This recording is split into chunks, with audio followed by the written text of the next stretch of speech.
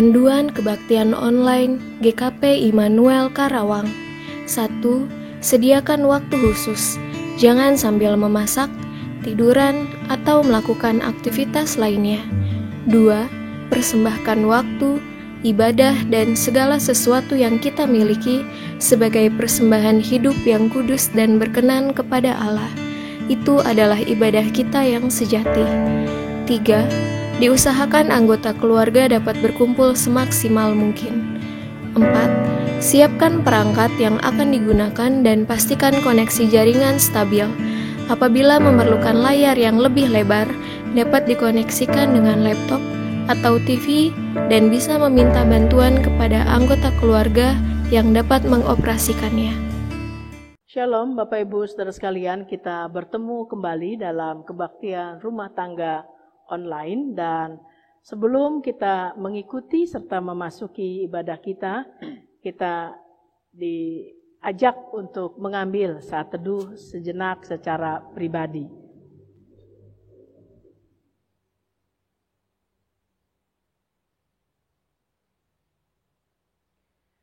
Amin. Untuk mengawali kebaktian saat ini, kita akan memuji nama Tuhan dari NKB 116 bait pertama, siapa yang berpegang.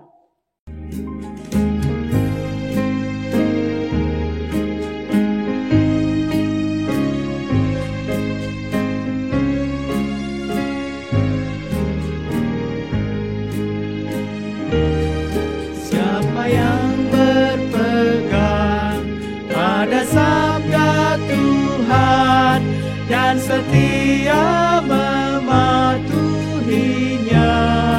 hidupnya mulia dalam cahaya baka, bersekutu dengan Tuhannya.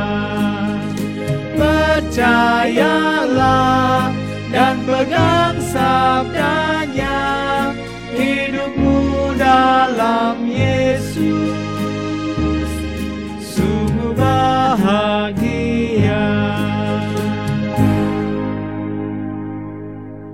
Bapak Ibu dan saudara-saudara yang terkasih dalam Kristus, anak-anakku sekalian, kita akan membuka firman Tuhan dari 1 Petrus pasal 3 ayat 13 sampai dengan 22. Sekali lagi 1 Petrus pasal 3 ayat 13 sampai dengan 22. Sebelum pembacaan dan perenungan firman Tuhan, mari kita satukan hati kita di dalam doa. Kita berdoa. Tuhan Yesus, terima kasih saat ini kami diberikan kesempatan kembali untuk boleh membaca dan merenungkan sebagian firman-Mu. Urapi kami, tuntun kami dengan Roh Kudus, agar di dalamnya kami beroleh hikmat dari Tuhan. Kami memohon ya Bapa, di dalam nama Yesus Kristus firman yang hidup. Amin. Bacaan firman Tuhan kita saat ini ayat 13 sampai dengan ayatnya yang ke-22. Saya akan membacakan dari ayat 13 sampai dengan ayatnya yang ke-18. Kemudian Bu Pendeta Ana dari ayat 19 sampai dengan 22. Demikian firman Tuhan. Menderita dengan sabar. Dan siapakah yang akan berbuat jahat terhadap kamu jika kamu rajin berbuat baik? Tetapi sekalipun kamu harus menderita juga karena kebenaran, kamu akan berbahagia. Sebab itu janganlah kamu takuti apa yang mereka takuti, dan janganlah gentar. Tetapi kuduskanlah Kristus di dalam hatimu sebagai Tuhan, dan siap sedialah pada segala waktu untuk memberi pertanggungan jawab kepada tiap-tiap orang yang meminta pertanggungan jawab dari kamu tentang pengharapan yang ada padamu. Tetapi haruslah dengan lemah lembut dan hormat, dan dengan hati nurani yang murni, supaya mereka yang memfitnah kamu karena hidupmu yang saleh dalam Kristus menjadi malu karena fitnahan mereka itu. Sebab lebih baik menderita karena berbuat baik, jika hal itu dikehendaki Allah, daripada menderita karena berbuat jahat. Sebab juga Kristus telah mati sekali untuk segala dosa kita. Ia yang benar untuk orang-orang yang tidak benar, supaya ia membawa kita kepada Allah. Ia yang telah dibunuh dalam keadaannya sebagai manusia, tetapi yang telah dibangkitkan menurut roh. Dan di dalam roh itu juga ia pergi memberitakan Injil kepada roh-roh yang di dalam penjara, yaitu kepada roh-roh mereka yang dahulu pada waktu Nuh tidak taat kepada Allah, ketika Allah tetap menanti dengan sabar waktu Nuh sedang mempersiapkan bahteranya, di mana hanya sedikit, yaitu 8 orang yang diselamatkan oleh air bah itu. Juga kamu sekarang diselamatkan oleh kiasannya, yaitu baptisan. Maksudnya bukan untuk membersihkan kenajisan jasmani, melainkan untuk memohonkan hati nurani yang baik kepada Allah oleh kebangkitan Yesus Kristus, yang duduk di sebelah kanan Allah setelah ia naik ke sorga, sesudah segala malaikat, kuasa dan kekuatan ditaklukkannya kepadanya. Demikian pembacaan Alkitab kita, dan yang berbahagia yang mendengar firman Tuhan serta memelihara di dalam hidupnya sehari-hari. Shalom Bapak Ibu, Shalom selamat semuanya. Berjumpa kembali dalam kebaktian kita saat ini. Semoga semua sehat juga ya Bu ya. Ya, itu harapan kita bersama. Iya. Tema kita dalam kebaktian KRT pada saat ini yaitu menderita karena kebenaran tetapi tetap setia. Nah tentu Bu Ana, kalau kita mencoba untuk memahami akan tema ini, pasti tidak mudah ya. Bagaimana kita tetap setia padahal kita sedang dalam keadaan susah. Dalam gitu ya. keadaan menderita. Iya. Terlebih lagi nih masih dalam pandemi COVID ya Pak ya. Ya.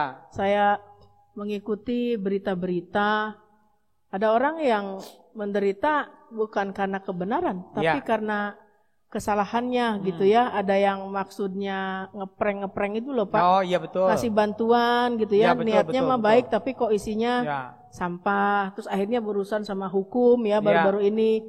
Kemudian juga karena pelanggaran lainnya ya Pak ya. Iya betul. Misalnya entah karena ya alasannya mengkonsumsi psikotropika karena susah tidur ya Pak ya. Ya.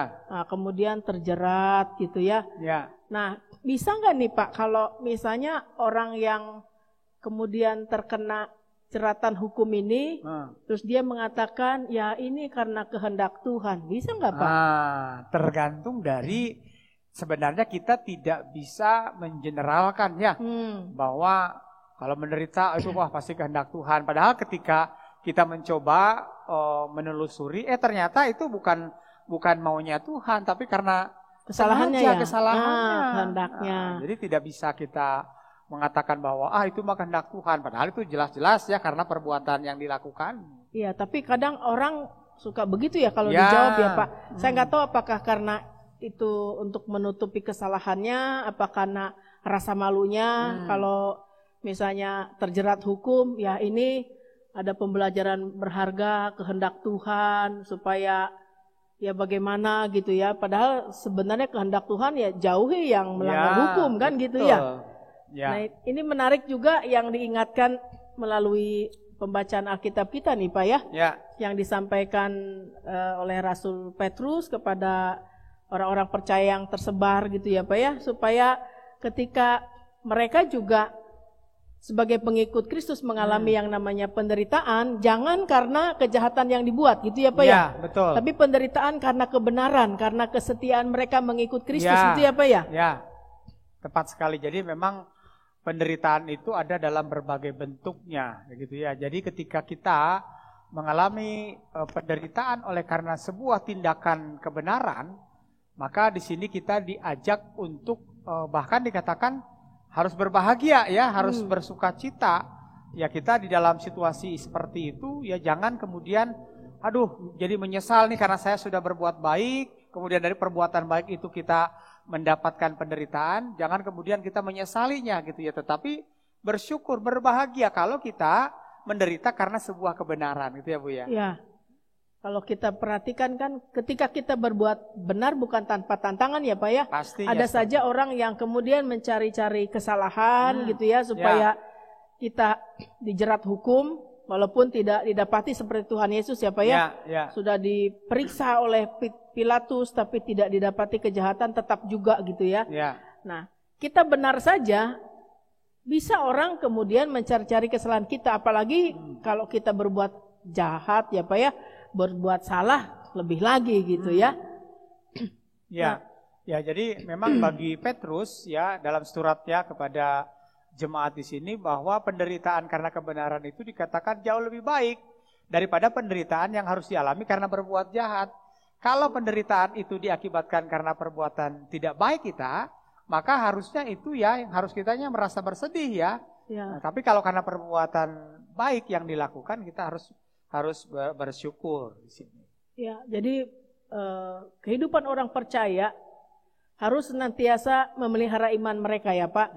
Yang diwujud nyatakan melalui kasih, melalui kebenaran, pendamaian dengan semua orang. Walaupun dalam diri mereka sendiri kadang-kadang mereka juga sering diperlakukan tidak adil ya Pak ya. Tidak mendapatkan hak-haknya. Tapi bukan berarti bahwa mereka bisa leluasa gitu ya untuk melakukan tindakan jahat karena perlakuan tidak adil yang mereka terima gitu ya Pak ya. Ya, betul. Jadi sekali lagi Petrus juga di sini mengingatkan jemaat bahkan kita juga ya bahwa sekalipun misalnya gitu ya ketika kita melakukan sebuah tindakan yang baik, tindakan yang benar dan karena itu kemudian kita mengalami penderitaan, maka Petrus mengingatkan, maka lihat bahwa itu bukanlah hukuman dari Allah, bukan hukuman dari Tuhan. Tetapi justru ya ketika Tuhan mengizinkan hal itu kita alami, maka lihatlah itu sebagai sebuah kesempatan yang diberikan oleh Allah untuk apa? Untuk memurnikan iman kita. Nah ini juga hal yang menarik ya dari bacaan firman Tuhan kita pada saat ini. Jadi untuk melihat bagaimana kesungguhan mereka ya Pak ya dalam beriman kepada Tuhan. Kalau menderita karena kebenaran tidak perlu berkecil hati gitu ya, bukan sebagai hukuman dari Tuhan tetapi memurnikan iman mereka. Dan bagaimana di tengah penderitaan itu mereka tidak hanya melihat pada penderitaannya tetapi memandang kepada Kristus yang akan menolong mereka gitu ya Pak. Betul ya, bagaimana Kristus sendiri kita tahu ya sudah memberikan keteladanan. Ia menderita karena apa? Bukan karena perbuatan jahat, bukan karena dia tidak benar, tidak. Tetapi karena dia justru melakukan hal yang benar, Tuhan Yesus mengalami penderitaan. Tuhan Yesus diperlakukan tidak adil meskipun Tuhan Yesus berlaku adil. Nah, kita harus mengacu pada Kristus. Ia berani dan juga ia bersedia menanggung semua penderitaan itu. Karena apa? Karena untuk menyelamatkan kita, manusia yang berdosa. Iya, karena itu kalau kita menderita karena kebenaran, maka kita belajar. Meneladani Kristus sendiri yang sudah menderita bagi kita sekalian walaupun tidak didapati kesalahan dalam dirinya ya. Oleh karena itu kita bagaimana dalam menyikapi penderitaan itu ya Pak ya, seharusnya kita berbahagia kalau kita menderita karena kebenaran. Karena kita menderita oleh karena kesetiaan kita ya Pak ya, kesetiaan kita kepada Tuhan, melakukan kehendaknya, bukan oleh karena kesalahan atau kejahatan yang kita buat. Ya, itu yang dikatakan oleh firman Tuhan kita. Dan kalau kita melihat di dalam kitab suci ya tadi poin pentingnya tadi sudah disampaikan gitu ya, dalam penderitaan itu kita tetap mampu untuk berbahagia, tetap setia ya sekalipun kita menderita, tapi karena kita melakukan sebuah kebenaran. Ini catatannya. Nah, selanjutnya juga di dalam Alkitab ada banyak tokoh-tokoh juga ya Bu ya. Bagaimana mereka begitu berani menghadapi sikap-sikap dan juga perlakuan ketidakadilan, bahkan juga mereka mengalami perbuatan-perbuatan dan hal-hal yang sangat tragis dalam hidup mereka, tapi mereka berani menghadapinya karena mereka melakukannya dalam setia dalam kebenaran Tuhan, ya Ibu ya. Sampai mereka setia sampai mati ya Pak ya? Iya betul. Ya, berikut ini di dalam Alkitab ada tokoh-tokoh yang mereka rela mati sampai sekalipun mereka mengalami tindakan-tindakan yang begitu tragis ya, tapi mereka berani menghadapinya karena berpijak pada kebenaran. Dan ini adalah merupakan wujud kesaksian dari akhir hidup murid-murid Tuhan Yesus dan para rasul. Mereka setia sampai mati ya Pak ya? Ya.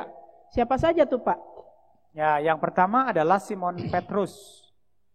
Nah, ia disalib dengan kepala ke bawah ya di kota Roma, dan kayu salibnya juga dipasang seperti huruf X. Dan memang itu adalah permohonannya sebelum ia meninggal. Itu Bu. Ya, yang kedua Andreas. Ini masih saudaranya Simon Petrus ya. Dia disalib di kota Patras Yunani seperti penyaliban Petrus, dan dengan penuh keberanian ia terus berkhotbah kepada orang-orang yang menganiayanya sampai akhirnya mati. Wah, berikutnya biasa, siapa ya. Pak? Ya. Berikutnya yaitu Yakobus, ya anak Zebedius, ya. Ia mengalami kematian yang tragis juga, yaitu di mana kepalanya dipenggal ataupun dipancung ya, dan ia mengalami kematian seperti itu. Iya. Sedih banget ya. Yang keempat Yohanes, anak Zebedeus, saudaranya Yohanes. Ya. Dia dimasukkan ke dalam sebuah kuali berisi minyak yang mendidih, tetapi dapat selamat melalui pemeliharaan Tuhan yang luar biasa. Kemudian ia dibuang ke Pulau Patmos. Nah, yang kelima nih tokohnya yaitu Filipus. Dia juga mengalami kematian dengan cara digantung di atas sebuah tiang, yaitu di kota Hierapolis di daerah Firgia. Yang keenam Bartolomeus. Dia meninggal di Armenia setelah ia dicambuk dengan kejam hingga kulitnya menjadi hancur. Selanjutnya adalah Matius. Ya, ia mati ditusuk dengan pedang di sebuah kota yang jauh, yaitu di Ethiopia. Kedelapan Thomas. Ya, mati dengan tombak tajam menghujam tubuhnya di Coromandel di India Timur. Oleh karena itu di India ada gereja namanya Martoma, karena pemberitaan Injilnya yang dilakukan oleh Thomas sampai ke sana. Ya. Kemudian tokoh selanjutnya yaitu Lukas. Ya, ia mati digantung di atas sebuah pohon zaitun di negeri Yunani. Dan itu terjadi ketika ia setelah berkhotbah kepada orang-orang yang belum percaya dan menerima Yesus sebagai juru selamat. Yang ke-10 Matias, dia pengganti dari Yudas Iskariot. Mula-mula dilempari batu atau dirajam. Kemudian kepalanya dipancung sampai akhirnya meninggal. Ya, ini juga adalah sosok Paulus. Ya, kita pasti mengenal sosok ini. Begitu terkenalnya dia karena pelayanannya yang begitu luas. Nah, setelah mengalami banyak penganiayaan, pada akhirnya ia juga mengalami kematian yang tragis di kota Roma dengan cara kepalanya dipancung. Yang ke-12, Markus. Dia meninggal di kota Alexandria, Mesir, setelah badannya diseret hidup-hidup dengan kuda sepanjang jalan kota yang berbatu-batu sampai akhirnya meninggal. Selanjutnya adalah Stefanus. Ya, ia juga sama diseret keluar kota, kemudian ia dilempari batu ataupun dirajam ya, sampai akhirnya dia juga mengalami kematian. Yang ke-14 Yohanes Pembaptis. Saat itu Raja Herodes Antipas memusuhi Yohanes. Terlebih lagi Herodias, istri kedua Herodes Antipas, karena Yohanes mencela perkawinan mereka tidak sah, sebab Herodias adalah istri dari Filipus, saudara Herodes Antipas yang direbutnya. Karena teguran yang diberikan Yohanes Pembaptis kepada mereka menyebabkan ia dipenjarakan di benteng Makaerus dan beberapa bulan kemudian dipenggal kepalanya. Penggalan kepala Yohanes Pembaptis ditaruh di sebuah talam sesuai permintaan Herodias yang memperalat anak perempuannya pada saat hari ulang tahun Herodes. Kita bisa baca di Yohanes 14. Ya, selanjutnya adalah Barnabas. Nah, tapi ini bukan Barnabas yang pada waktu itu penjahat yang disuruh memilih ya bebaskan Barnabas, ataupun Yesus bukan itu. Tapi ini Barnabas yang lain. Nah, ia mengalami kematian yang tragis juga, dilempari batu ataupun dirajam sampai mati. Dan ini terjadi dilakukannya adalah oleh orang-orang Yahudi. Yang ke-16, Yakobus. Dia anak Alfeus. Ada Yakobus, anak Zebedeus, ada Yakobus, anak Alfeus. Yang ini anak Alfeus.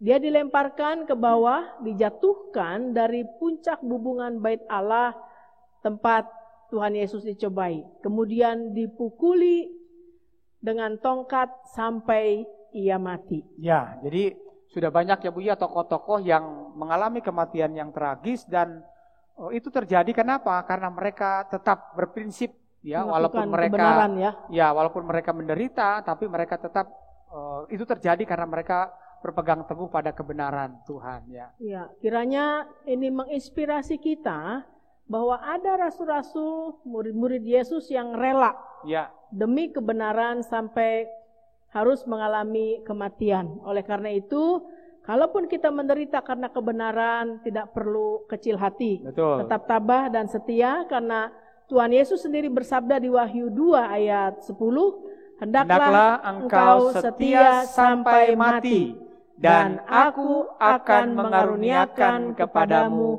mahkota kehidupan. Amin. Ya. Amin. Nah, ya. ini Bu gitu ya. Ini berbeda sekarang ya Bu ya, di KRT ya, nih. Ya, kita di sini ya akan ada kuis ya Bu ya. Nah, pertanyaan ya, ada ya. pertanyaan lah ya gitu ya. Untuk Bapak Ibu sekalian, anak-anak di rumah, silakan nanti menjawabnya gitu ya, dan tentu saja nanti akan diberikan apresiasi ya atas pertanyaan-pertanyaan yang bisa dijawab dengan benar oleh jemaat ya. Dia ala kadarnya ya. Ya, ala kadarnya lah. Cukup untuk sekeluarga ya Bu ya. Ya. Nah, pertanyaan yang pertama nih ya. Sebelum pertanyaan Pak, caranya dulu Pak. Oh iya lupa ya. Ya, yang menjawab paling cepat ya ke HP siapa? HP Pak Agus, HP saya? Ibu aja, Oh, Bu Ana. yang menjawab tercepat ke HP saya, yang paling dulu menjawab tentunya ya. Dan jawabannya benar, itu yang akan mendapat hadiah. Sesuai urutan ya Bu ya? Iya, 2 orang saja ya Pak ya? 2 orang saja yang dapat hadiah. 2 keluarga atau 2 orang sajalah. Ya. Itu ya, jawaban yang benar. Pertanyaannya apa Pak? Nah, pertanyaan yang pertama ya. Siapakah tokoh yang ia mengalami kematian dengan ditombak ya, dengan tombak yang tajam yang menghujam tubuhnya, yaitu di Coromandel, India Timur. Gitu ya Bu ya? Ya.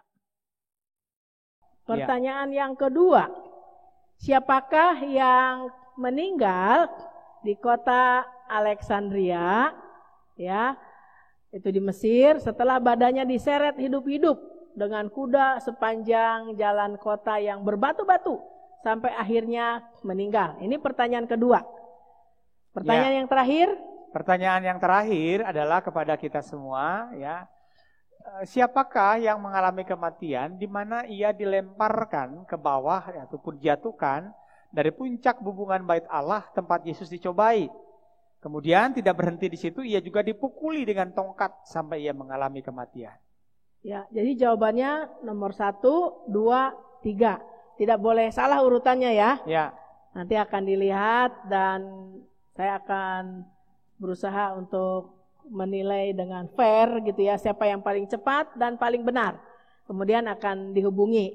Kalau menjawab saya tidak tahu nomor HP-nya, tolong cantumkan namanya ya Pak ya, nama dan keluarganya. Itu barangkali di saya belum ada nomor HP-nya, belum tersimpan. Betul.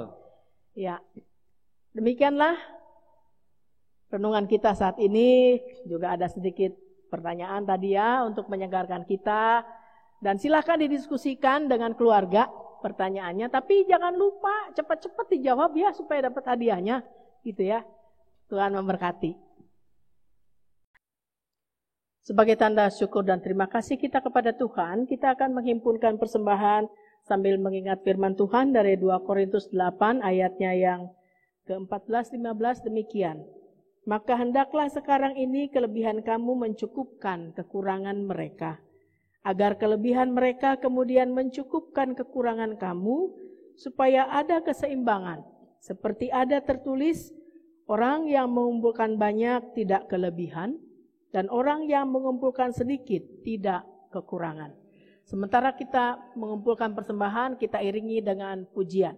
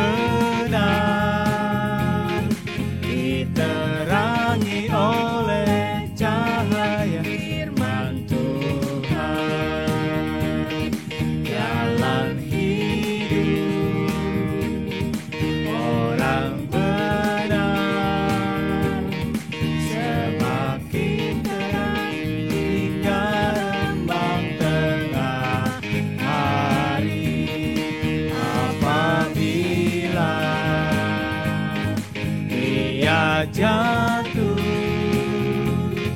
tidaklah dibiarkan sampai tergeletak, sebab tangan Tuhan jua yang menopangnya dan membangunkan dia kembali.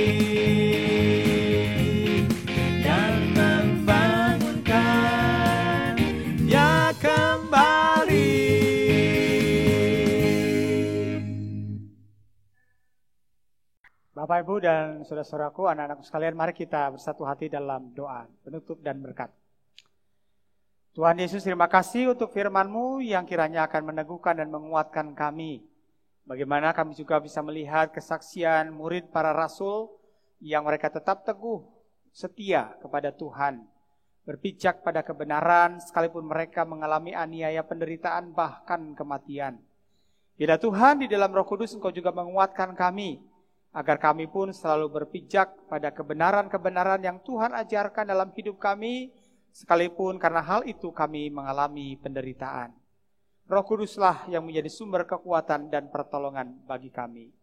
Saat ini ya Bapa, kami juga ingin berdoa untuk setiap keluarga-keluarga yang saat ini boleh berkebaktian online bersama-sama dengan kami. Tuhan, berikanlah kesehatan, Tuhan berikanlah berkat kepada setiap keluarga-keluarga ini, terlebih juga kekuatan kami di dalam menghadapi berbagai tantangan dan penderitaan dalam hidup kami. Kekuatan kami bukan hanya ada pada diri kami, tetapi adalah pada Tuhan. Keyakinan berdasarkan pada pemeliharaan dan kasih setia Tuhan, itu yang menjadi sumber kekuatan kami. Demikian juga kami ingin berdoa ya Bapa, untuk berbagai kegiatan-kegiatan yang dilakukan di jemaat-Mu, agar kiranya Tuhan selalu menopang dan menguatkan kami. Di tengah-tengah pandemi ini, kiranya kami pun tetap dapat beraktivitas di rumah kami masing-masing dengan baik, termasuk juga pelayanan-pelayanan secara online tetap dapat berjalan. Kami juga ingin berdoa untuk berbagai upaya-upaya yang dilakukan oleh pemerintah terkait dengan penanganan dampak dari pandemi COVID-19 ini.